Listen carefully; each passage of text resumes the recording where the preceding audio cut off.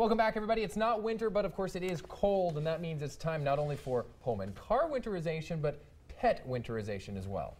Yeah, our visiting vet, Dr. K from Dr. K's Pet Clinic, joins us this morning. Dr. K, the last time I'm going to see you, you've taken care of my dog before, so yeah, so trust Dr. K with your answers here. Very trustworthy guy. Yeah, exactly. So, what do we need to remember when it's so cold outside for our pets? Generally speaking, when it gets below 30, it's time to bring your pet in, because they do have a hair coat and stuff, but it is cold. Yeah.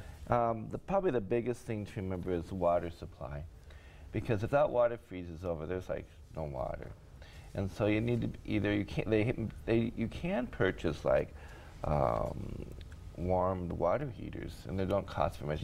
They stick into gotta be someplace by power, and it keeps the water so they could stay out longer outside. Because I can't say you want to keep your dog inside all the time, because it's pretty tough.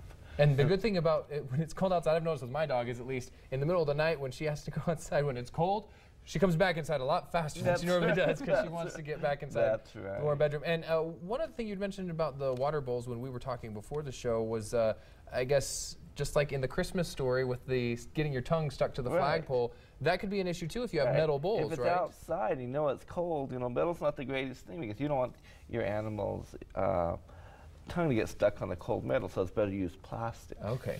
So, and that'll protect your pet's tongue. And those metal bowls are a little bit more expensive anyway there. Yeah. All right, what about cats crawling into the engine of cars? Oh, this happens all the time. Really?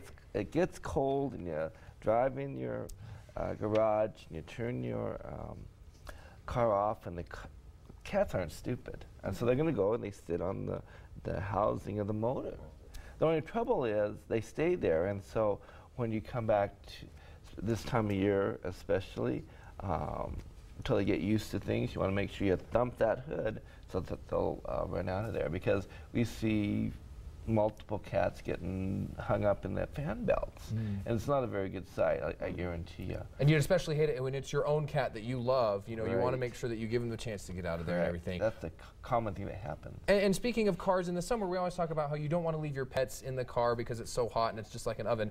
Well, the reverse is true in the winter too, isn't it? Correct. Instead of having an oven, now you have a refrigerator or a freezer.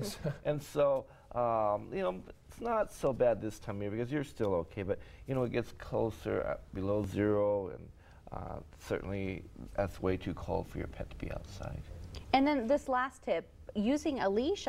My dog loves to go outside when it's freezing cold and there's snow, likes to jump around there, but using a leash when it's icy out there? Right, because what happens is the pets, when it gets icy and stuff, they're used to running, and they don't know it's slicking. So what you don't want to have them do is run towards the street, and then all of a sudden they want to stop, and then they can't stop, and so that helps too. So a lot of things to remember. We had those tips, of course, up on the screen for you. We'll have them on our website as well. Thank you so much, Dr. K, for helping us get our pets winterized. You want to keep them safe. You want to keep them warm.